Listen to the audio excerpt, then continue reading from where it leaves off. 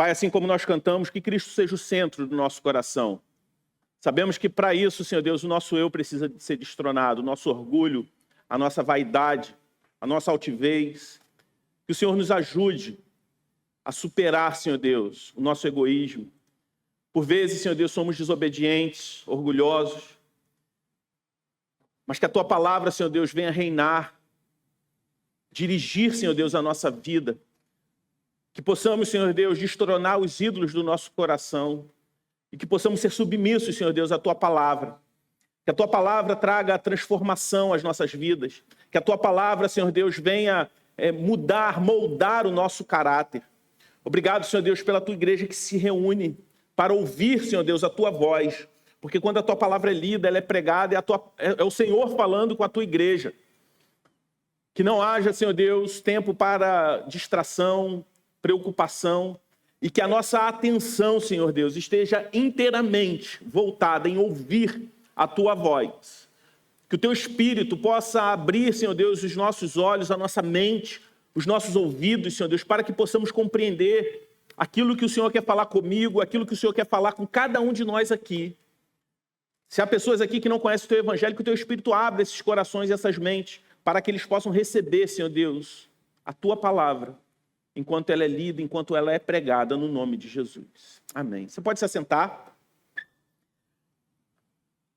Queria dar boas-vindas a todos que estão aqui, membros da Igreja do Redentor. Se você está nos visitando nessa noite, você é muito bem-vindo aqui também. Como o pastor Eduardo falou no início do culto, se você está aqui pela primeira vez, ou se não é a primeira vez, mas da primeira vez você não ganhou o presente da Igreja do Redentor, a gente tem um presente para você, ali na conexão. É uma forma da gente demonstrar nossa gratidão, nosso privilégio de ter você conosco aqui. Queria também, antes da gente começar a pregação dessa noite, mais uma vez agradecer cada irmão e cada irmã que esteve ontem ali no Rio das Pedras, junto com o pastor André. Se você não sabe, a nossa igreja começou esse ano através da família do pastor André, uma comunidade missional. Toda sexta-feira, o pastor André, juntamente com a sua família, tem recebido irmãos para estudar a palavra de Deus, pregar a palavra de Deus para não crentes e pessoas também que não estão congregando em igreja nenhuma, pessoas que não têm uma compreensão do Evangelho, que talvez ouviram da Bíblia a partir de conceitos equivocados do Evangelho. E esse trabalho começou com o Sermão do Monte. O pastor André começou ali ensinando, fazendo um estudo em cima do livro do Dr. Martyn Lloyd-Jones, estudos sobre o Sermão do Monte. Agora ele está falando sobre os milagres de Jesus e tem sido uma bênção. E nós já estamos vislumbrando, sonhando em uma igreja sendo plantada ali naquele bairro que carece tanto da pregação do Evangelho. Então, pela manhã tiveram irmãos fazendo um mutirão no espaço onde, às sextas-feiras, a comunidade missional se reúne, e outro grupo de irmãos, durante o período da tarde, numa quadra, num centro cultural ali do Rio das Pedras, ensinando o Evangelho para crianças, cantando. Então, queria, mais uma vez, agradecer a todos vocês que se empenharam. Se você não foi, não perca a próxima oportunidade. Esse foi o primeiro dia de serviço, entre muitos que a gente quer fazer ali. Eu caminhei um pouco pela comunidade com o pastor André, a gente viu alguns lugares já sonhando no futuro ter uma igreja ali. A nossa igreja tem um braço missionário, se expandir ainda mais esse braço missionário dentro da comunidade do Rio das Pedras. Então, eu queria agradecer a todos vocês que estiveram lá ontem. Eu estive pela manhã, junto com os irmãos, tinha alguns outros compromissos, mas estive lá pelo menos durante um tempo e fiquei muito feliz com a cooperação, com o engajamento de vocês. Queria também, se você é membro da Igreja do Redentor, só chegou para o culto, a gente teve a nossa reunião de membros antes, às 17 horas.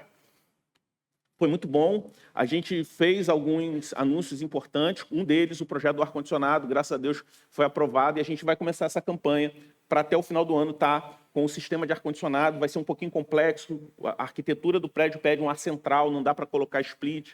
Então, isso demanda custo. A gente vai fazer um projeto junto com a Union Church e com a escola que aluga o espaço aqui. E a gente quer começar ainda esse mês o processo de aquisição e instalação dos equipamentos, dos dutos, enfim, a adequação da parte elétrica. Queria agradecer você e incentivar todo mundo a orar e participar desse projeto. Além disso, nós mandamos aí no grupo de comunicação dos membros, a gente reescreveu, não mudou nada, tá, gente? A nossa confissão de fé, reescrevemos ela, que o texto estava um pouco complicado, vamos dizer assim, na versão antiga, e a gente refez e enviou para todo mundo. Além disso, a gente aproveitou e enviou novamente os distintivos doutrinários da igreja, enviamos também o pacto de membresia que você leu quando você se tornou membro da igreja. Então, a gente mandou novamente. Então, se você não estava na reunião da visão e achou estranho receber esses PDFs ali, é porque a gente mencionou, a gente falou sobre isso na reunião de membros. Se você está aqui e considera ser membro da Igreja do Redentor e quer ter acesso a esse material, nos procure. Esse material ele é público, a gente pode compartilhar com você. Uma vez que o nosso site ele está sendo reestruturado, então você não vai encontrar esse material lá no site, mas você pode sinalizar isso na mesa de conexão que a gente te envia. Tá certo? Eu queria te convidar a abrir a sua Bíblia na carta do apóstolo Paulo aos Gálatas, no capítulo 6, no versículo 6. Na semana passada, na nossa série de sermões livres, o Evangelho ali através da carta do apóstolo Paulo aos Gálatas, a gente deu uma pausa, a gente fez uma série dentro dessa série sobre o fruto do Espírito e retomamos há 2 semanas atrás, no capítulo 6 de Gálatas. A gente foi até o versículo 5 na semana passada e hoje a gente vai começar aqui pelo 6. Gálatas 6, 6.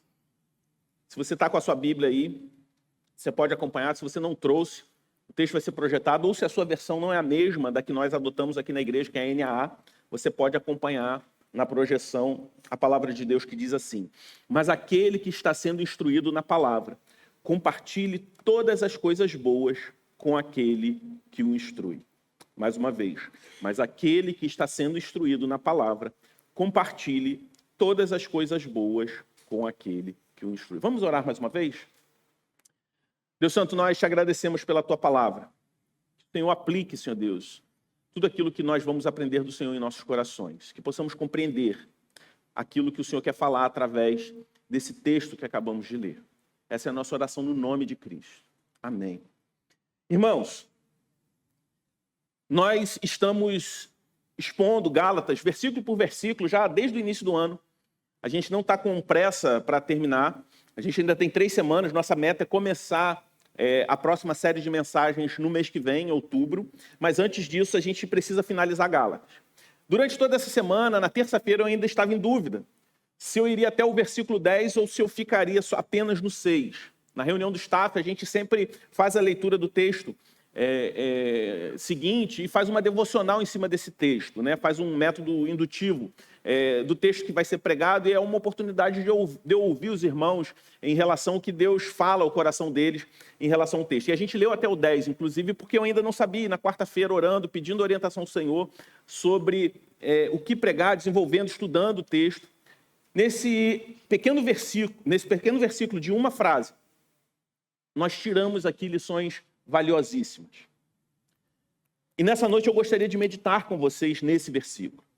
Porque quando nós pensamos em generosidade e apoio dentro da igreja, nossa mente, os nossos corações, muitas das vezes, eles se voltam a ações de caridade ou projetos especiais apenas. No entanto, Gálatas 6,6, o apóstolo Paulo nos leva a refletir sobre uma forma específica de generosidade. Ele está falando aqui sobre a responsabilidade da igreja da Galácia no sustento dos seus líderes, dos seus pastores. Que ele diz, o que está sendo instruído na palavra deve partilhar todas as coisas boas com aquele que instrui. Ele está falando sobre uma responsabilidade entre mestres e ouvintes. A pregação expositiva e sequencial da Bíblia traz para nós esse desafio. Ao pregar a Bíblia verso por verso, nós, como pregadores, somos desafiados a pregar textos como esse. Por que desafiado? Porque, primeiramente, quando a gente vê o tema central desse versículo, pode dar a entender que é uma forma de advogar por causa própria. Segundo, porque, infelizmente, para muitos, a igreja se tornou uma forma de alimentar a ganância. E muitos usurpadores têm ocupado um papel de liderança para, assim como a palavra de Deus já nos advertiu há muitos anos atrás, né, quando foi escrita, que muitos usariam o ministério com uma motivação de torpe ganância. Esse texto ele precisa ser ensinado porque toda a Bíblia ela é útil para instrução. Para nós, às vezes é o tipo de assunto que a gente gosta de pular. Mas, por outro lado, o texto está lá na Bíblia. Paulo não se omitiu em ensinar a igreja da Galácia sobre isso. Assim como muitos outros textos bíblicos também falam sobre essa responsabilidade de todo crente. Outro motivo que nós não podemos nos omitir em pregar sobre isso é que esse assunto é um assunto espiritual. E quando a gente não trata biblicamente sobre o tema da generosidade, sobre contribuição, a gente deixa que os falsos mestres, que sequestram esse tema e distorcem, esse assunto se torne monopólio daqueles que aplicam de forma errada um assunto que não é simplesmente prático, não é simplesmente operacional, administrativo, mas é espiritual. E por vezes nós, pastores, por medo de ser associado com quem faz errado, somos tentados a pecar pela omissão. Mas a Bíblia nos ensina que devemos combater a mentira falando a verdade, ensinando a verdade. Não se preocupando em ficar refutando uma mentira, desconstruindo. Simplesmente ensinando a verdade. A verdade, ela é suficiente para que o rebanho de Deus não seja tragado pela mentira. E à primeira vista, essa instrução do apóstolo Paulo à igreja da Galácia pode parecer apenas um assunto prático, um assunto administrativo, ainda mais hoje que nós tivemos uma reunião administrativa de membros antes do início do culto. Mas quando a gente analisa todo o texto, entendendo que o capítulo 6 é uma continuação de toda a carta, e um pouco antes, no capítulo 5, o apóstolo Paulo está falando sobre viver no Espírito, e ele toca no assunto de generosidade, de compromisso. Nós entendemos que esse assunto toca o coração da vida em comunidade e também tem um efeito prático no avanço da pregação do Evangelho. Sustentar aqueles que se dedicam ao ensino não é uma questão de caridade opcional, é um reflexo do valor que nós damos à palavra de Deus e à proclamação do Evangelho. A mensagem central de Gálatas 6,6 é que a igreja, como corpo de Cristo, tem a responsabilidade de cuidar daqueles que investem suas vidas no ensino e na pregação. O ensino fiel da palavra de Deus é um dos principais pilares da vida cristã. É interessante que nós vemos a igreja lá em Atos 2, a partir do 42, aquela comunhão radical que a gente enche tanto assim os olhos que assim, a gente fica maravilhado. Diz que ela se dedicava ao ensino dos apóstolos, que era uma igreja fiel, uma igreja doutrinária, que valorizava a doutrina, valorizava a Escritura. E em resposta a essa solidez teológica, bíblica, ela vivia aquela generosidade, aquela comunhão radical que tanto nos inspira. Apesar de não ser uma igreja perfeita, como nenhuma foi. A gente vê que a igreja, logo no seu início, em Apocalipse 2 e 3, nós vemos as 7 cartas às igrejas da Ásia Menor. Que igrejas ali da primeira geração de igrejas já enfrentavam desafios e inimigos. Por isso nós, como igreja, também devemos valorizar o ensino da Bíblia. E quando nós valorizamos o ensino da Bíblia, nós precisamos valorizar aqueles que ensinam. Ao longo do sermão de hoje, eu gostaria de explorar com vocês 3 aspectos desse único versículo. Primeiro, a responsabilidade mútua que existe entre aqueles que ensinam e aqueles que aprendem. Em segundo lugar, nós vamos examinar como o ensino fiel da palavra está diretamente ligado à missão da igreja e o avanço do Evangelho. E em terceiro lugar, e último ponto, nós veremos como a generosidade para aqueles para com aqueles que nos ensinam, reflete a generosidade de Cristo para conosco. E isso é uma expressão prática do Evangelho em nossas vidas. Por isso eu gostaria de meditar com vocês nesse primeiro aspecto, a responsabilidade mútua na igreja, mestres e ouvintes.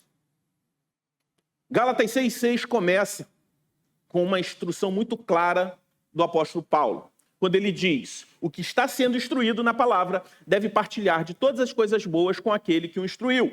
Aqui Paulo nos apresenta uma relação de responsabilidade mútua, tá? Não é uma responsabilidade só da igreja. É uma responsabilidade entre aqueles que ensinam e aqueles que aprendem a palavra de Deus. É uma via de mão dupla.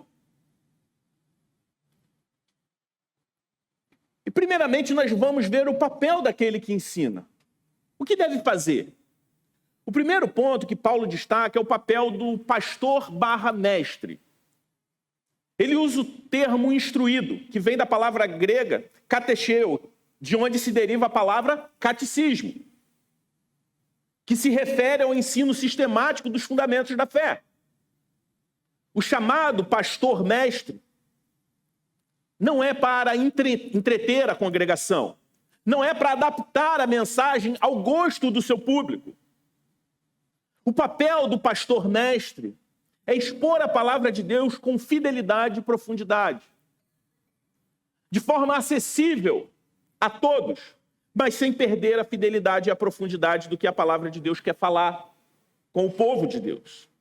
Efésios 4, de 11 a 12, nós vemos a seguinte afirmação do apóstolo Paulo nessa outra carta. Ele mesmo concedeu uns para apóstolos, outros para profetas, outros para evangelistas e outros para pastores e mestres, com vistas ao aperfeiçoamento dos santos, para o desempenho do seu serviço e para a edificação do corpo de Cristo. No texto de Efésios 4:11, por exemplo, pastores e mestres, como é traduzido para a gente, pode de fato ser entendido que pastor e mestre são duas coisas distintas. Muitos estudiosos entendem que isso é uma combinação de funções, indicando que o pastorado envolve a função de ensino. Se a gente traçar um paralelo com as cartas pastorais, Timóteo e Tito, nas qualificações do pastor, do presbítero, a palavra de Deus diz que ele deve ser apto ao ensino. E é interessante que é a única qualificação técnica. Todas as demais são de ordem moral, familiar.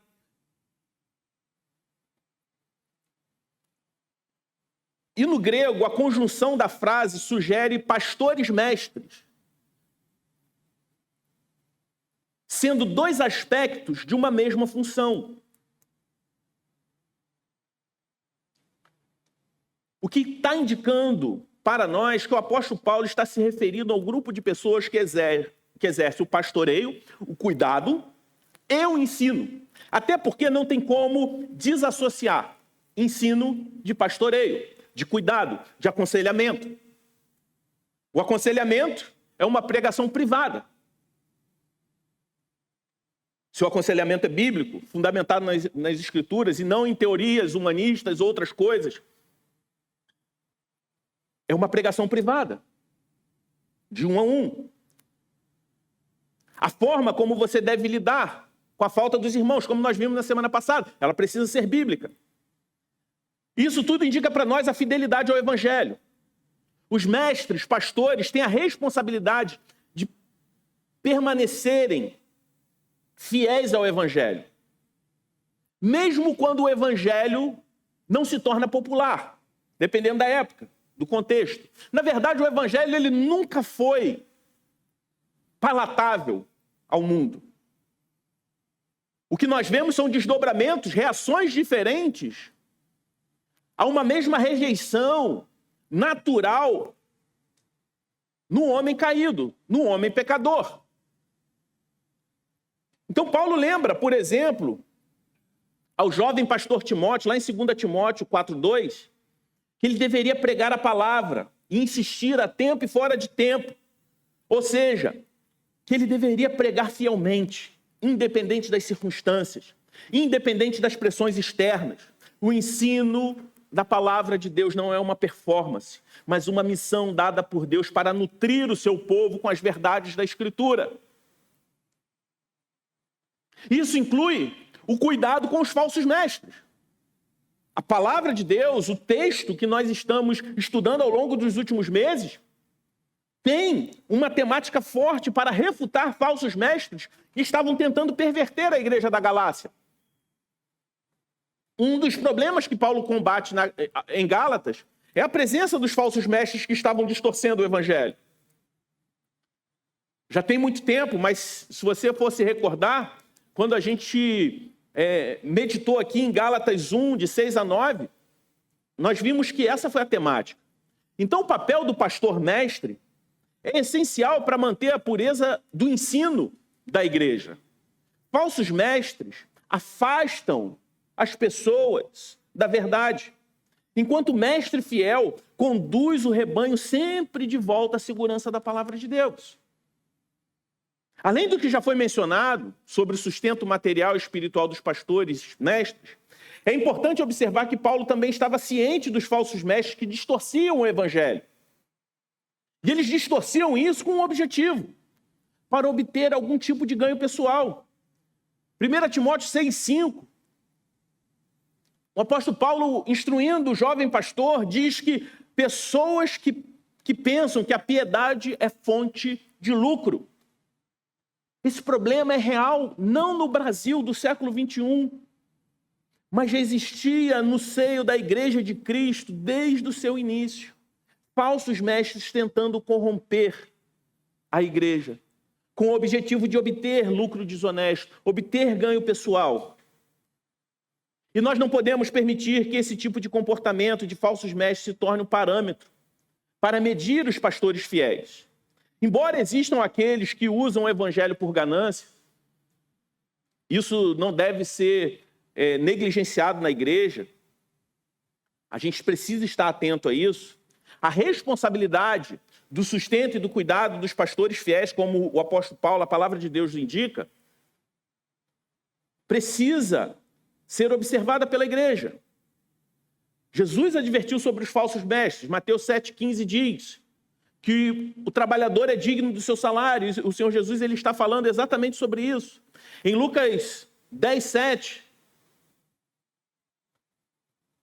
a palavra de Deus nos orienta a esse respeito. O discernimento da igreja é fundamental. Nós devemos ser capazes de reconhecer a fidelidade e o compromisso dos seus pastores com a palavra de Deus. E uma vez que eles estão submissos à palavra de Deus, se dedicam com esmero para ensinar, a igreja, em resposta à fidelidade, ela entende o compromisso de cooperar para o sustento daqueles que os alimenta espiritualmente. Por isso o apóstolo Paulo ele apresenta essa responsabilidade mútua entre mestres, mas também dos ouvintes. Porque no mesmo versículo, Paulo nos lembra que aqueles que estão sendo instruídos também têm uma responsabilidade.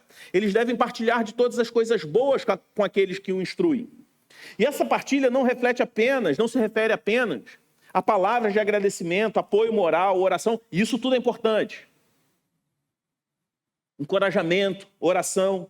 Mas ele está falando do sustento material. Pastor mestre que se dedica ao ensino fiel da palavra, ele deve ser sustentado pela comunidade de fé, para que ele possa continuar se dedicando a essa missão. Paulo ele reafirma isso a Timóteo, lá em 1 Timóteo 5, 17 a 18, quando ele diz: os presbíteros que governam bem sejam estimados por dignos de dupla honra, especialmente os que trabalham na pregação e no ensino. O trabalhador é digno do seu salário.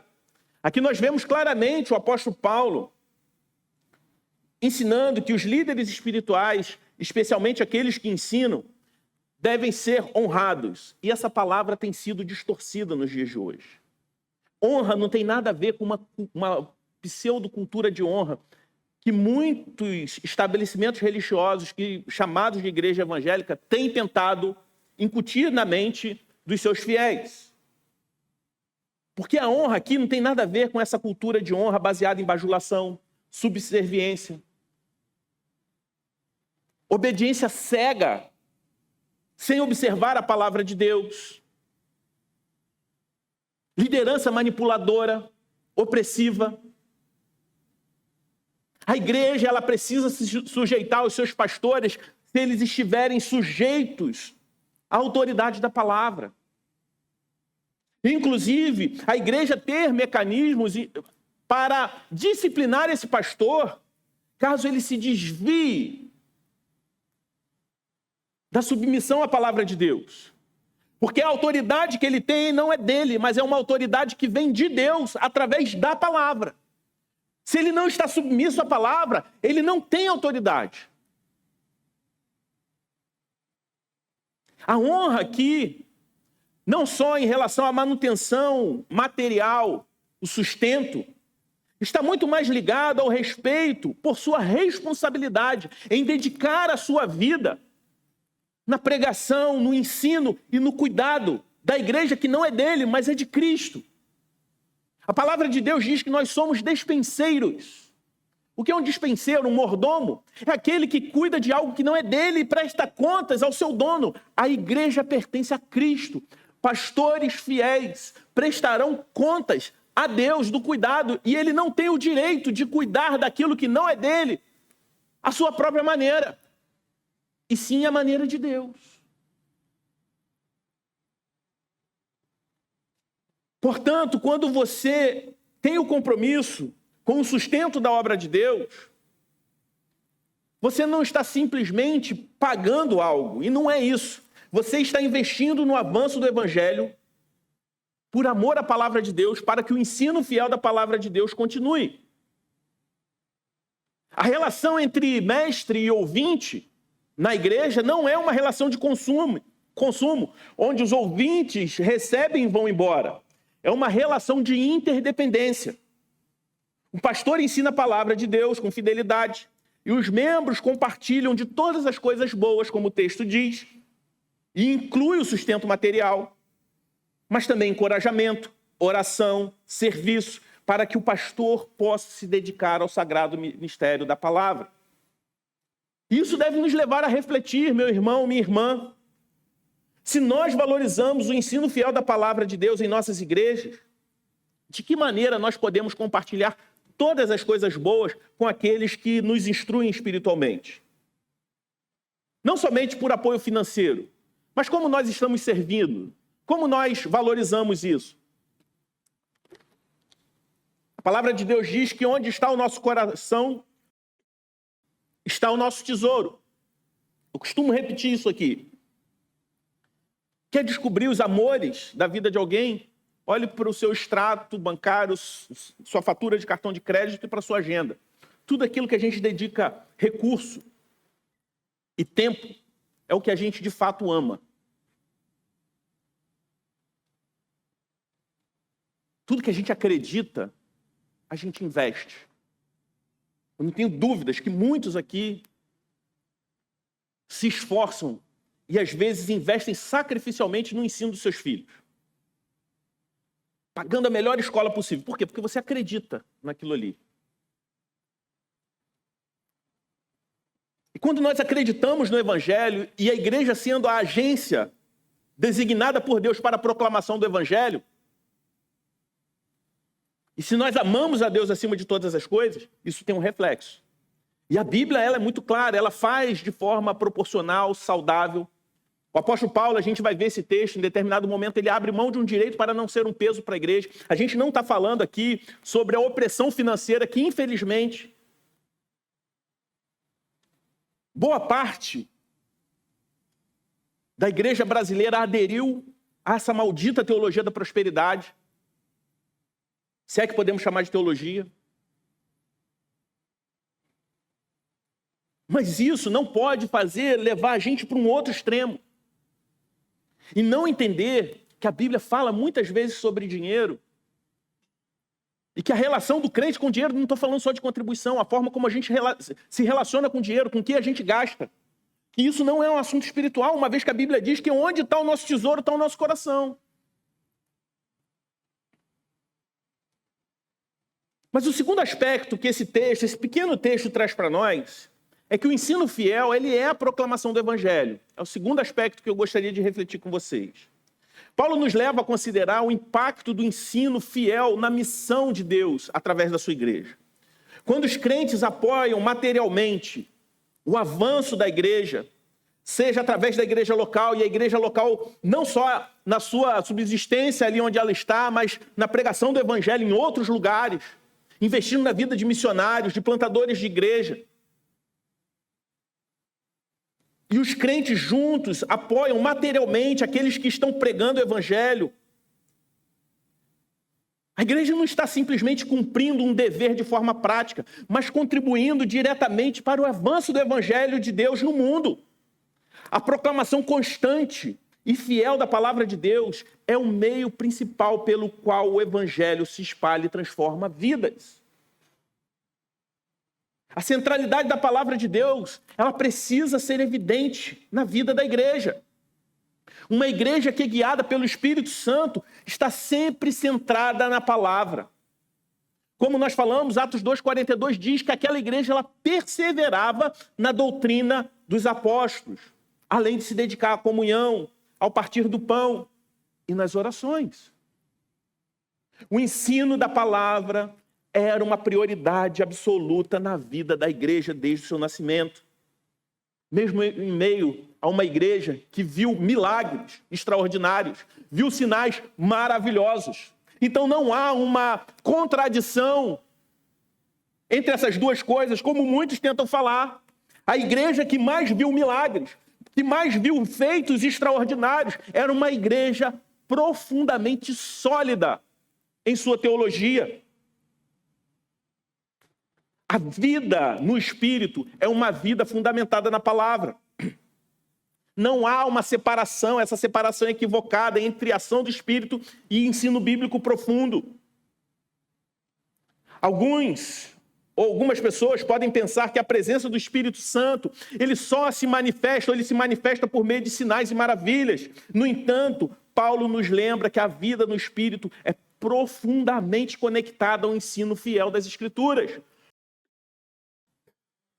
Uma igreja cheia do Espírito Santo é uma igreja que jamais negligencia a palavra, mas é uma igreja que está saturada pela palavra, saturada pelo evangelho. Sem o ensino constante da palavra, a vida espiritual da igreja enfraquece.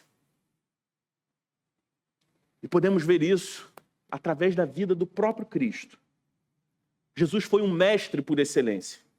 Ele não apenas realizou milagres, mas ele também passou grande parte do seu ministério ensinando seus discípulos e também as multidões.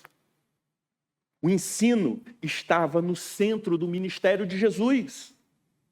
Pois é por meio da palavra que o coração é transformado e os propósitos de Deus são revelados ao mundo. Então todos nós, como crentes, como discípulos de Jesus, temos uma responsabilidade com o avanço do evangelho. Quando Paulo fala em partilhar todas as coisas boas com aqueles que ensinam, ele está nos lembrando de que a proclamação do evangelho não é responsabilidade exclusiva somente daquele que prega, só dos pastores, mas de toda a igreja. Porque quando a igreja coopera com o sustento de missões, com o sustento dos seus líderes, com a manutenção da igreja, eles estão investindo com o avanço da missão de Deus no mundo. Escrevendo aos Filipenses, o apóstolo Paulo, ele fala sobre essa importância do compromisso daquela igreja especificamente, mas também para nós. A importância que aquela igreja teve no avanço do ministério da pregação e da plantação de igrejas. Filipenses 4, 15 e 17, o apóstolo Paulo diz o seguinte: e como vocês, filipenses, sabem muito bem, no início da pregação do evangelho, quando parti da Macedônia, nenhuma igreja se associou comigo naquela questão de dar e receber, exceto vocês somente. Porque até quando eu estava em Tessalônica, por mais de uma vez, vocês mandaram bastante para as minhas necessidades. Não que eu esteja pedindo ajuda, pois o que realmente me interessa é o fruto que aumente o crédito na conta de vocês. A igreja em Filipenses sustentou o apóstolo Paulo em sua missão, saindo, plantando igrejas. Em outro momento, escrevendo aos Coríntios, o apóstolo Paulo ele trata o sustento não como um benefício, mas como um direito. Quando ele diz, se nós semeamos entre vocês coisas espirituais, será muito recolhermos de vocês bens materiais. Se outros participam desse direito sobre vocês, nós não o temos nós em maior medida. Entretanto, não fizemos uso desse direito. Pelo contrário, suportamos tudo para não criarmos qualquer obstáculo ao avanço do Evangelho. Vocês não sabem que os que prestam serviço sagrado se alimentam do próprio templo e os que servem ao altar participam do que é oferecido sobre o altar? Assim também o Senhor ordenou aos que pregam o Evangelho que vivam do Evangelho.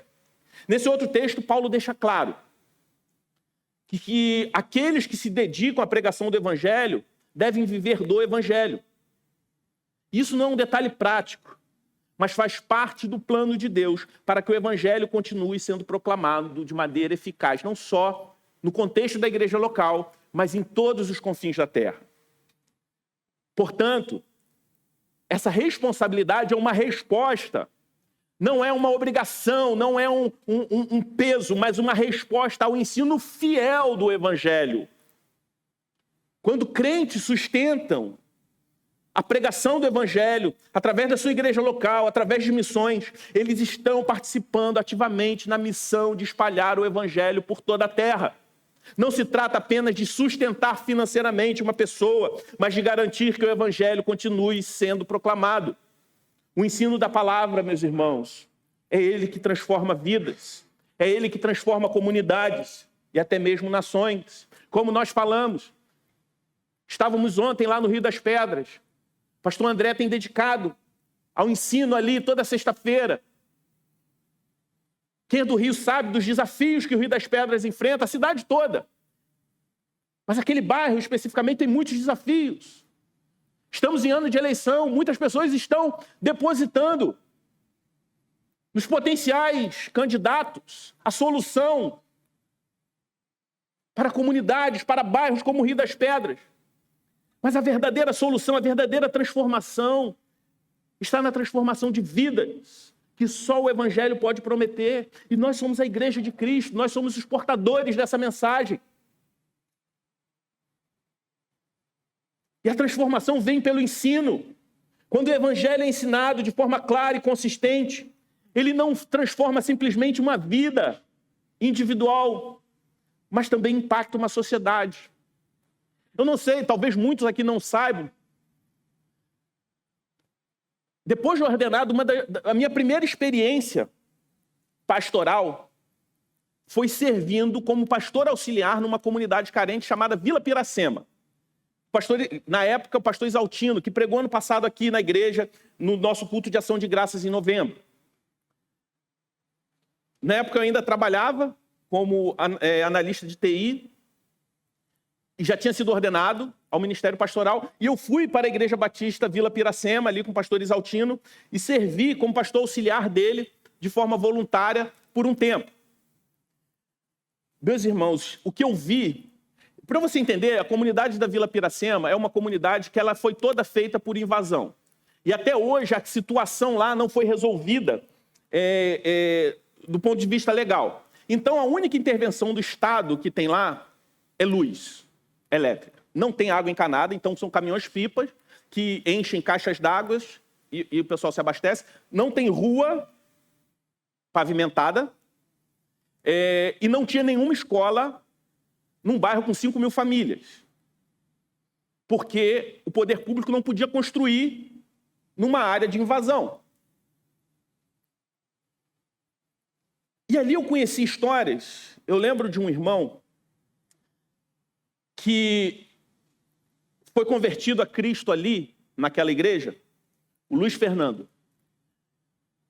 Ele falou que antes de se converter, ele só tinha a quarta série, ele não tinha completo o 5º ano do ensino fundamental, a antiga quarta série.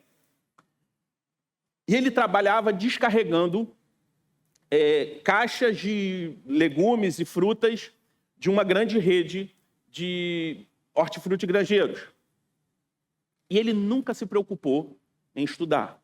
Mas ao se converter a Cristo e se maravilhar com o Evangelho, ele queria aprender mais da palavra. E o seu interesse pela palavra de Deus fez com que ele retornasse aos estudos. Isso foi... Eu conheci o Luiz Fernando em 2012 para 13. Naquela época ele estava começando o ensino médio, quando eu conheci, depois de alguns anos. Claro, fez supletivos e tudo mais, para avançar um pouco mais rápido, ele já era casado. E é interessante, porque isso moldou a vida dele, que ele começou a querer trabalhar com mais excelência. Antes ele se contentava em descarregar aqueles caminhões. Depois ele começou a pensar o seguinte: eu não vou só descarregar caminhão, eu vou lá para dentro ajudar a arrumar as bancas, de forma voluntária. E o gerente do estabelecimento: rapaz, você está ajudando aqui, seu serviço já acabou. Não, mas eu vou ajudar o pessoal. Aí contratou ele para arrumar as bancas. Depois ele foi promovido para trabalhar na área de alimentos processados daquele estabelecimento. Depois ele foi trabalhar no açougue, foi fazer curso de açougueiro. E isso estudando.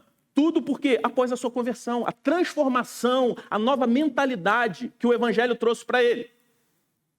Ele terminou o ensino médio, fez um curso técnico em eletrônica, começou a trabalhar na área de óleo e gás. E, para minha alegria, há pouco tempo atrás, ele concluiu o seminário teológico e hoje é um pastor.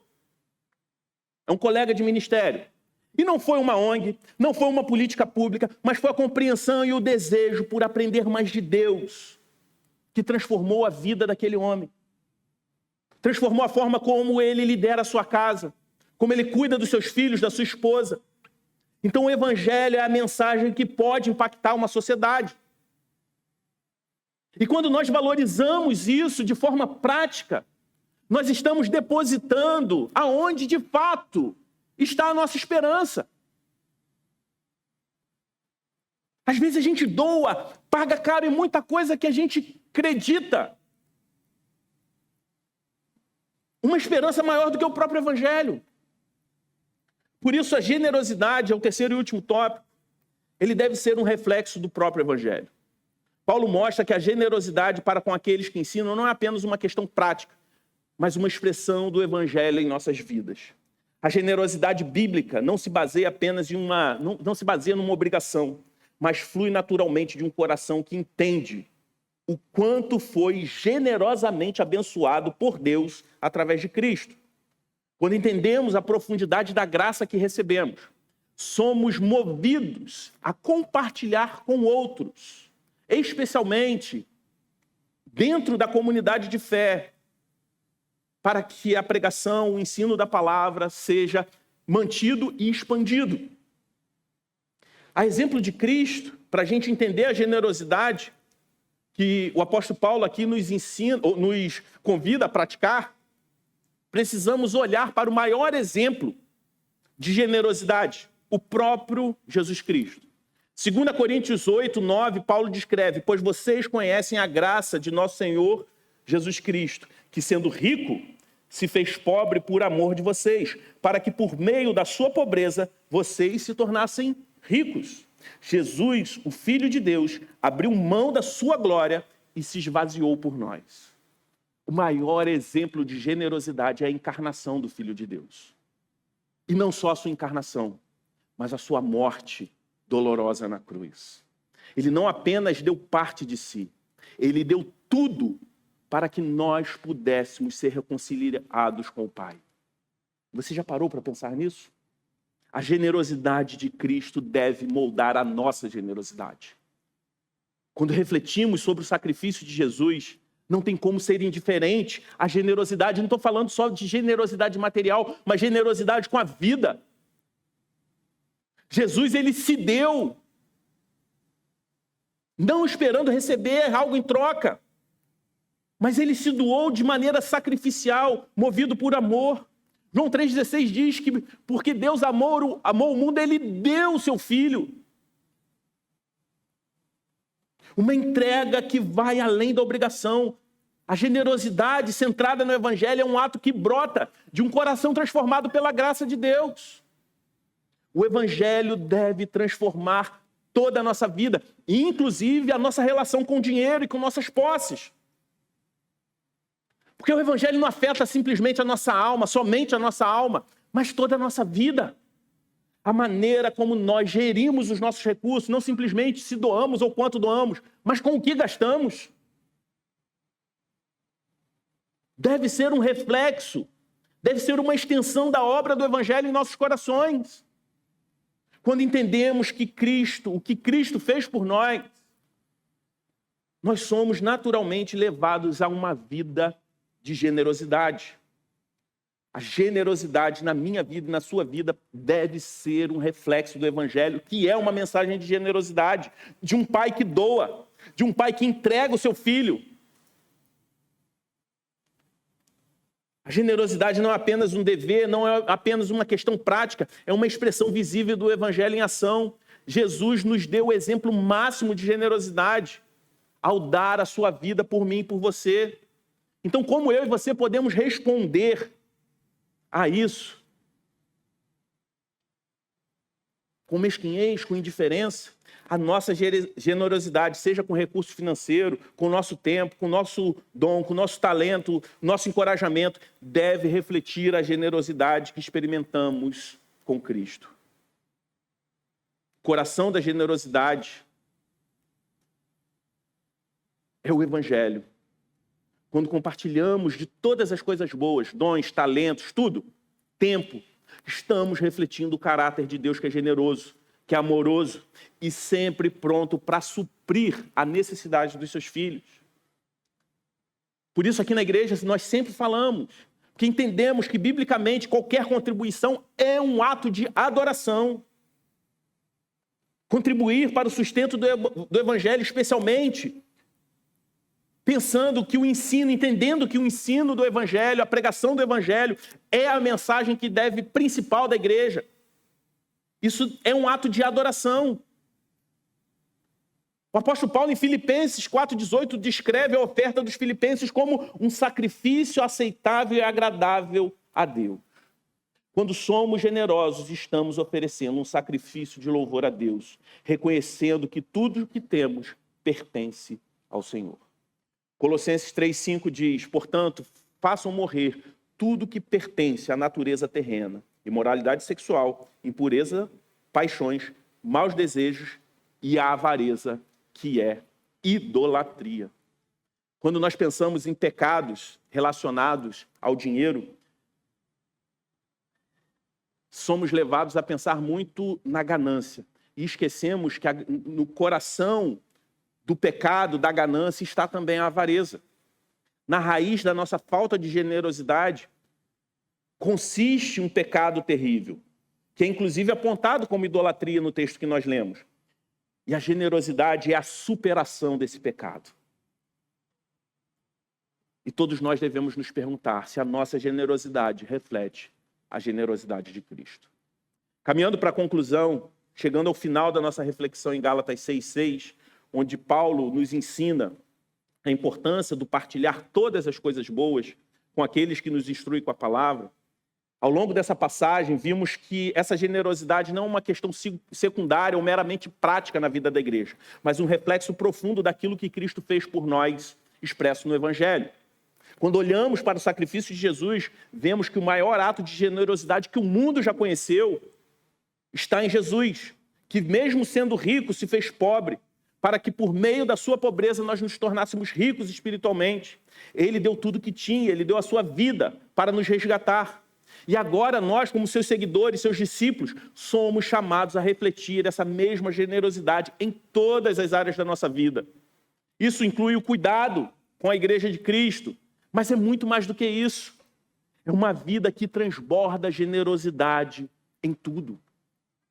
Quando pensamos em generosidade centrada no Evangelho, estamos refletindo sobre a capacidade de aplicar o Evangelho em todas as áreas da nossa vida. Precisamos ser fluentes no Evangelho. E o que isso significa?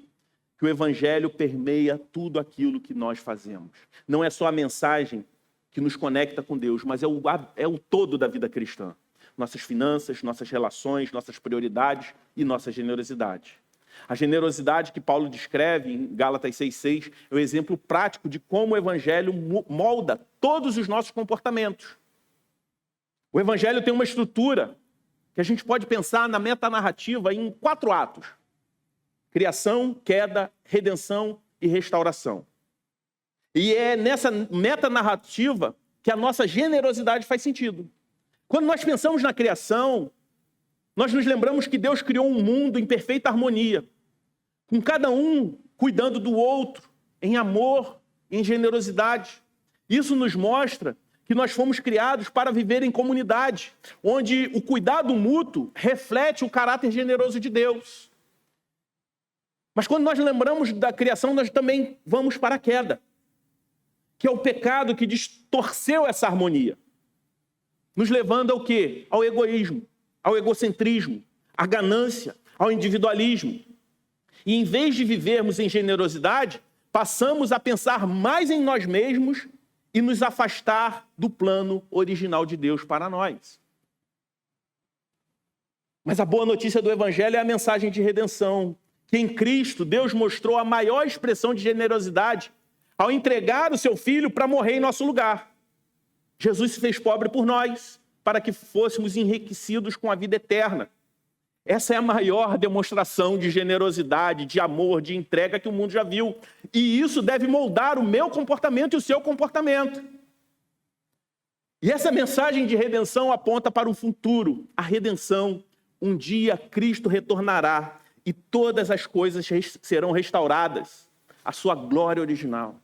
Até lá, somos chamados a viver em comunidade, cuidando uns dos outros, refletindo o caráter de Deus por meio de atos de generosidade.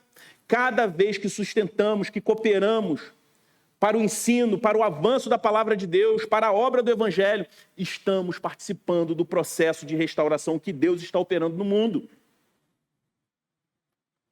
Isso deve ser desafiador para nós. À medida que pensamos sobre esse chamado à generosidade, nós devemos nos lembrar que a nossa contribuição, ela não é simplesmente financeira, mas uma generosidade na oração, no encorajamento, na presença, no serviço, no reconhecimento do valor do ensino da palavra de Deus na nossa vida. Tudo isso reflete o Evangelho e deve estar no centro de tudo que fazemos. Por isso, eu gostaria de encerrar refletindo com vocês sobre a pergunta que eu e você devemos fazer. Estamos vivendo de acordo com o Evangelho, permitindo que ele molde todas as nossas ações e transformando a nossa vida de forma que ela seja uma vida generosa? Que o Evangelho, meu irmão e minha irmã, seja a força que nos impulsiona. Não é simplesmente a mensagem que fez você conhecer Jesus, mas a força que nos alimenta, que nos sustenta e nos impulsiona a viver de maneira generosa. Para que o Evangelho seja espalhado no mundo, porque nós fomos saturados por essa mensagem, fomos capturados por ela, e ela está transbordando, e a gente quer que cada homem, mulher, criança, na cidade do Rio de Janeiro e em todos os lugares, conheça essa mensagem. Amém? Vamos orar? Deus Santo, nós te louvamos pela tua palavra, Senhor. Te agradecemos porque tu és um Deus generoso, que deu o seu único filho por amor a nós, que se entregou por nós, que morreu por nós. Se não fosse pela tua generosidade, todos nós estaríamos condenados, Senhor. Obrigado, Senhor, pela tua bondade, pelo teu amor. Obrigado, Senhor Deus, por essa mensagem que nos alcançou, por essa graça que nos foi ofertada gratuitamente, porque nós não teríamos capacidade de pagá-la, Senhor. Que o Senhor abra nossos corações e mentes, e em resposta à mensagem do Evangelho que nos salvou, que possamos ser homens e mulheres generosos com a tua obra, em tudo aquilo que fazemos, generosos com a vida, Senhor Deus, generosos com o próximo, Senhor Deus, compartilhando, Senhor Deus, tudo de bom que o Senhor tem nos dado. E não estou falando aqui, Senhor, somente de coisas materiais, mas de tudo, do conhecimento, dos dons, dos talentos. Nos ensina, Senhor Deus, nos inspire, Senhor Deus, a sermos generosos a todo tempo. Se há pessoas aqui que ainda não conheciam a mensagem do teu Evangelho, que nessa noite eles possam compreender que tu és um Deus generoso, que doou o seu Filho para morrer naquela cruz, mas a morte não o venceu. No terceiro dia ele ressuscitou. E mediante a ressurreição do seu Filho, todos nós vivemos na certeza que viveremos também eternamente. Obrigado, Senhor Deus, por essa mensagem transformadora. No nome de Jesus. Amém.